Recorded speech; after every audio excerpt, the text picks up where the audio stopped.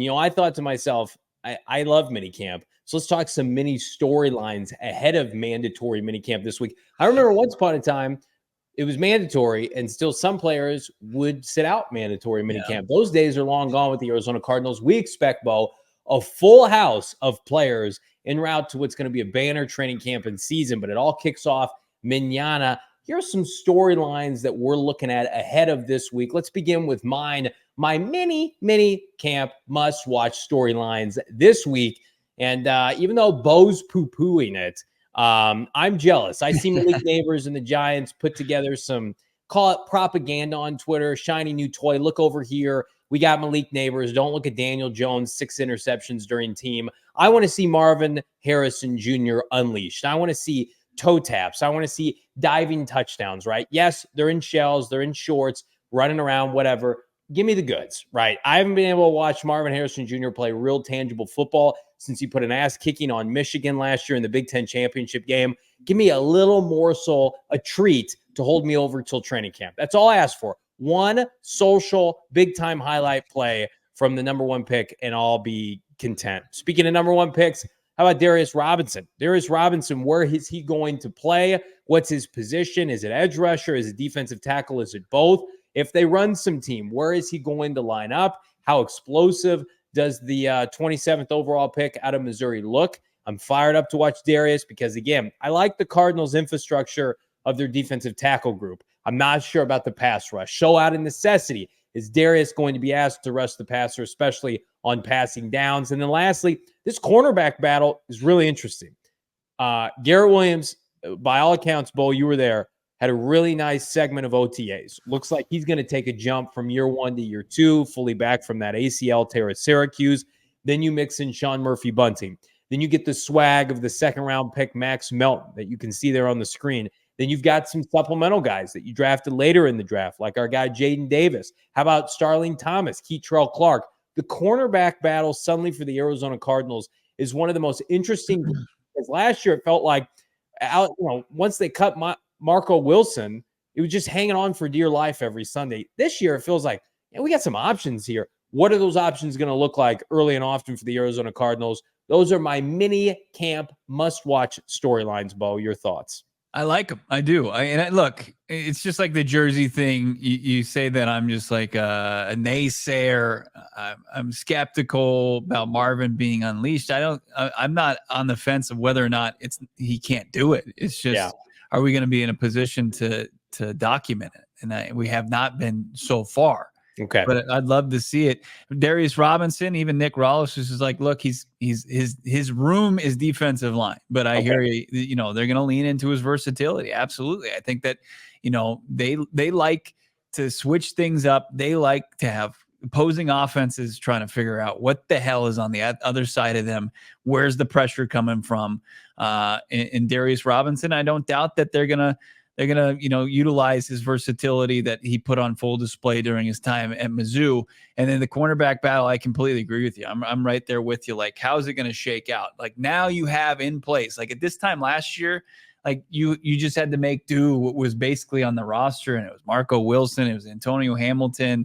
It was not a lot of good options. All you really had was Garrett Williams, and he was still recovering from his ACL injury. He's healthy now. Yeah. So you've got Garrett Williams. You brought in 2 top 100 picks and Max Melton and Elijah Jones from Boston College, who is a ball hawking corner, just like Williams was in his own right at Syracuse.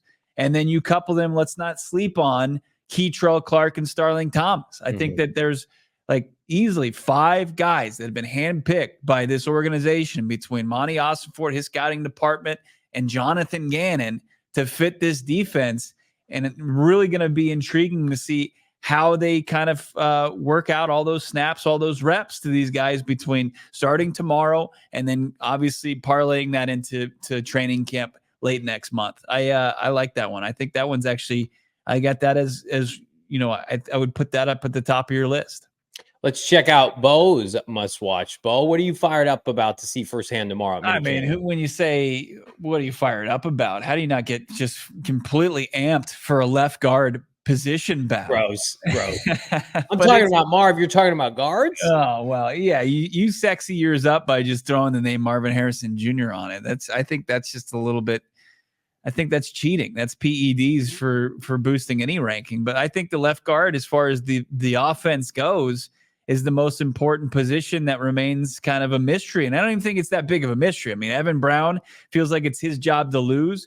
You got Evan Brown, Elijah Wilkinson, and then you've got Isaiah Adams coming out of Illinois as a third round pick.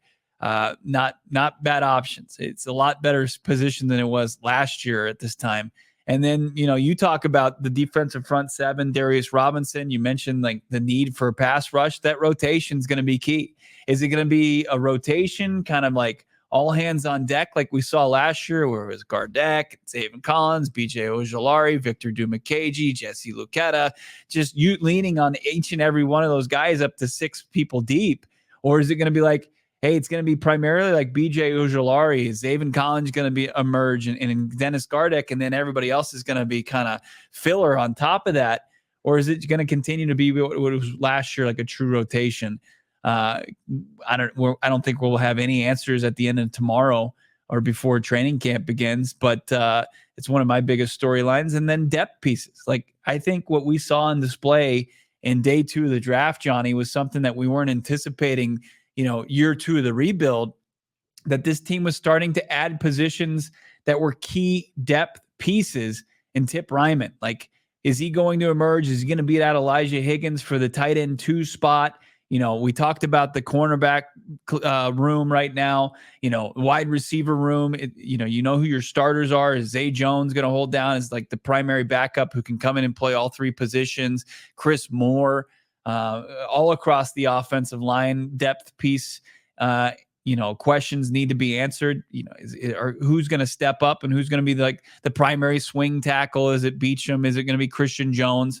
There's depth questions that have to be answered, because I think a lot, especially on the offensive side of the football, most of the starting positions are accounted for. I just want to look at this list, and I want you to take me to the library and put me to sleep, because that's what this looks like. I'm trying to get fired up about Arizona Cardinals football, and you're talking about depth. You're talking about depth pieces and left guard battles, Bo Brock. You damn right. I want the sex appeal that we have not had with this franchise in 2 years. And you want to sit over there and study backup long snappers, depth pieces at rotational corners, rotational backup kick returners. Can we be fired up, please? First, you poo-poo the idea that we're not going to get one Marvin Harrison Jr. highlight this week.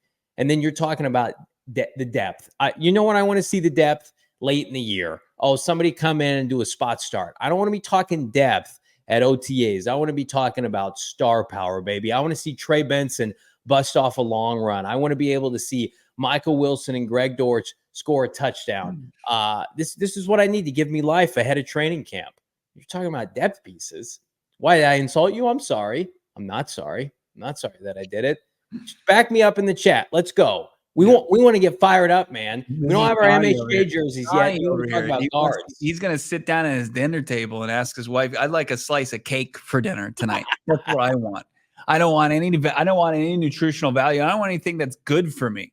It's just the most absurd statement. You said, I don't want to talk about depth. And then you just rattled off 2 depth pieces in Trey Benson and Greg Dortch. How key it's going to be. You want to go back what you reference. You know what you're referencing. You want to talk about this Cardinals organization when we weren't discussing depth? You want to talk about that when it was the front line, and then after that, it was just a ham sandwich platter. It was just a bag of crap. It's the kind special.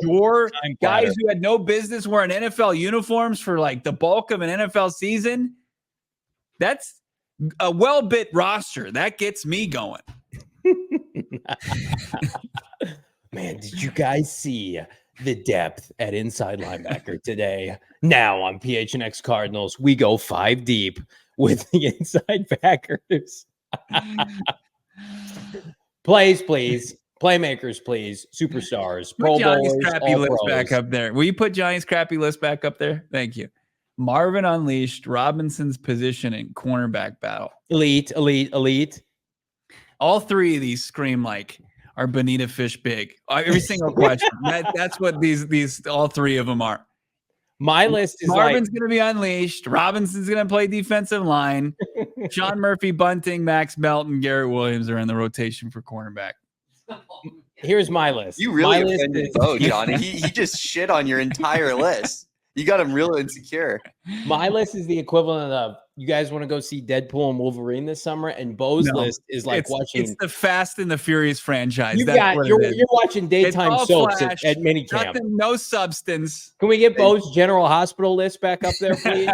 Got 8 people watching regular cable. Bo Brock at Minicamp. Yeah, that's great. Hey, Grandma, turn the TV on. Let's watch Bo's must-watch storylines at Minicamp. Hey, Grandmammy, turn the tube on. I'm out there. We're trying to make headlines. We're trying to get some star power in the desert. And Bo wants to talk about guard battles. And I like that Fast and Furious comparison, Bo. I mean, that's what it legitimately is. It's a blockbuster, though. It's electric. It is what it is. Who doesn't love Fast and Furious movies? Look, if you're looking for a lot of action, zero substance, no storyline. Hell yeah. You want a piece of crap script. You're damn right. Have you seen that one where they fly on that runway for like 30 minutes? Was that everyone? Was that every Fast and the Furious movie? Probably. Family. That's what this show is about. Maybe this show is like Fast and Furious. I'm just saying, I'd rather watch. I spend more time with these idiots than my own family. I can tell you that. That's the problem. Oh man, good stuff.